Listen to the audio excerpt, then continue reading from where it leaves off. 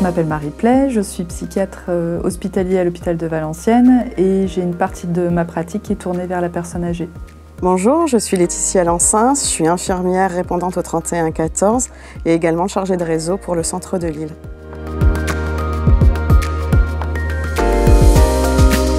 Les derniers chiffres de 2024 nous montrent qu'en 2021, on a pu recenser 9000 décès par suicide en France et que chez la personne de plus de 65 ans, on a pu recenser 3000 décès par suicide sur l'année 2021. Les chiffres montrent qu'un décès sur 3 par suicide touche les personnes de plus de 65 ans.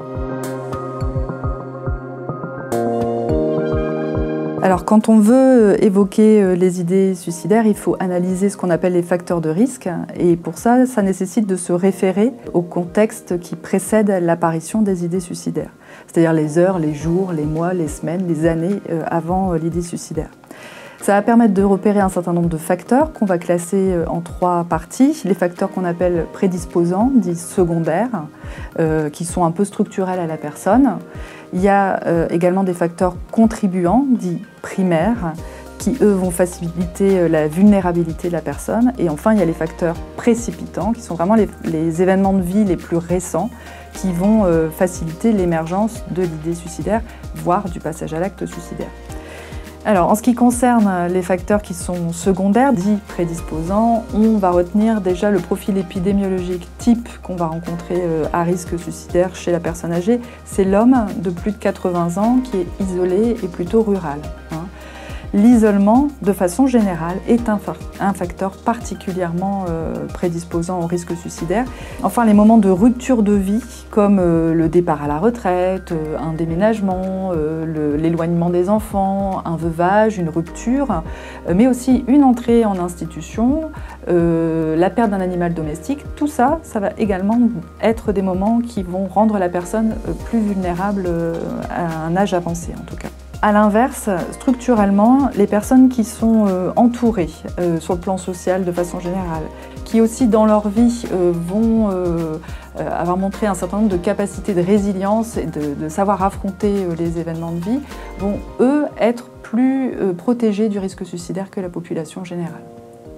Chez la personne âgée, on va citer la dépression comme principal facteur de risque primaire, contribuant à l'élaboration suicidaire.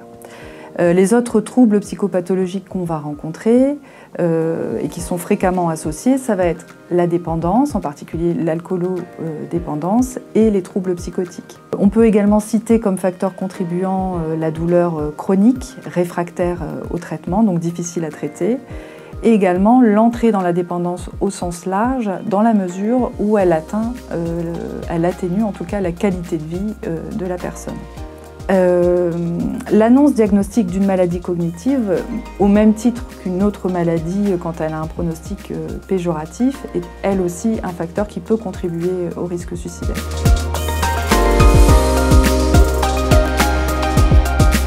Première chose à retenir en ce qui concerne le suicide et la personne âgée, c'est qu'avec l'âge, le risque létal est beaucoup plus important que chez quelqu'un de plus jeune. Alors pourquoi est-ce qu'il y a cette létalité ?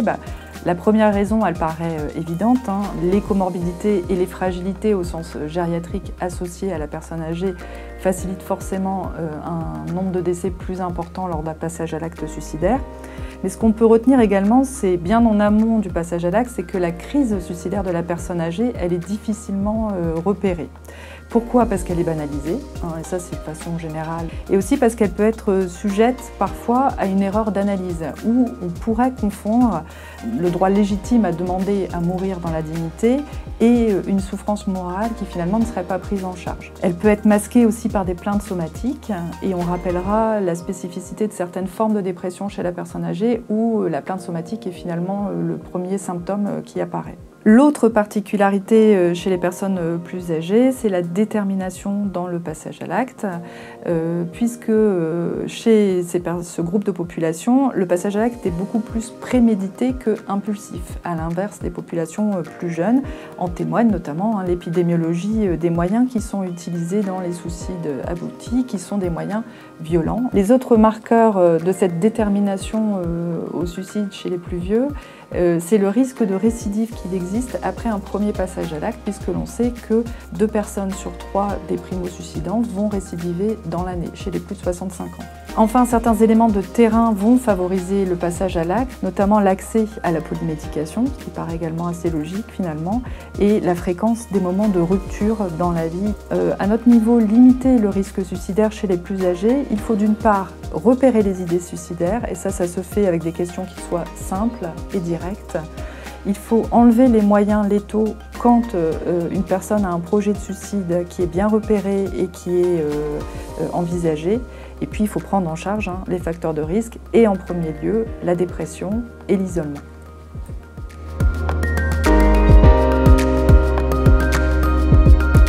Alors le 3114, d'abord c'est le numéro national souffrance et prévention suicide qui existe depuis le 1er octobre 2021. C'est un dispositif de prévention universel. Tout le monde peut appeler, personnes concernées, les proches aidants et les professionnels. Derrière les lignes, ce sont des infirmiers et des psychologues qui sont spécifiquement formés et qui se relayent pour proposer une écoute empathique, évaluer le niveau de souffrance, le risque suicidaire et orienter les appelants au cas par cas. Et il permet aussi de mettre en alerte le réseau social autour de la personne en détresse. Pour les sujets âgés, ça peut être prendre contact avec l'infirmière ou l'auxiliaire de vie qui vient tous les jours au domicile. Ça peut être prendre contact avec le médecin traitant, avec la famille, avec les professionnels du lieu de vie de la personne, avec une association, avec un service d'urgence. Le 3114 ne va pas se substituer aux acteurs de terrain, mais il agit comme un trait d'union dans les moments de détresse pour faire en sorte que la personne en souffrance reçoive le soutien dont elle a besoin. C'est une main tendue pour chaque appelant, un moyen de redonner espoir, parce que chaque appel compte, chaque vie compte. Le 3114 fonctionne 24 heures sur 24, 7 jours sur 7. C'est un numéro gratuit, confidentiel, mais pas anonyme.